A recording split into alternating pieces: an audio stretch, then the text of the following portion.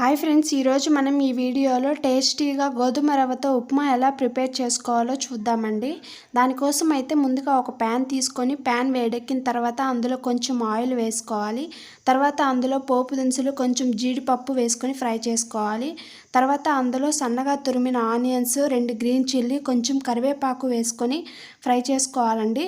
తర్వాత అందులో కొంచెం సన్నగా తురిమిన క్యారెట్ వేసుకొని ఫ్రై చేసుకోవాలి. మంటను లో టు హై ఫ్లేమ్లో అడ్జస్ట్ చేసుకుంటూ వాటిని బాగా ఫ్రై చేసుకోవాలండి. తర్వాత అందులో టమోటాను చిన్న చిన్న పీసెస్గా కట్ చేసుకొని అందులో అయితే వేసుకొని ఫ్రై చేసుకోవాలి. అవి ఫ్రై అయిన తర్వాత అందులో వీడియోలో చూపించినట్లయితే వాటర్ అయితే పోసుకోవాలండి.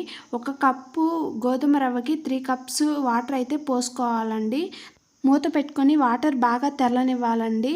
తర్వాత అందులో వీడియోలో చూపిస్తున్నట్లు రవ్వ పోసుకుంటూ కదుపుతూ ఉండాలండి, లేకపోతే ఉండలు కట్టేస్తుందండి. కాసేపు బాగా కలిపిన తర్వాత వీడియోలో చూపించినట్లు బాగా చిక్కబడుతుందండి. తర్వాత అందులో కొంచెం కొత్తిమీర వేసుకోవడమే. అంతే అండి, టేస్టీ ఉప్మా అయితే రెడీ అయ్యింది.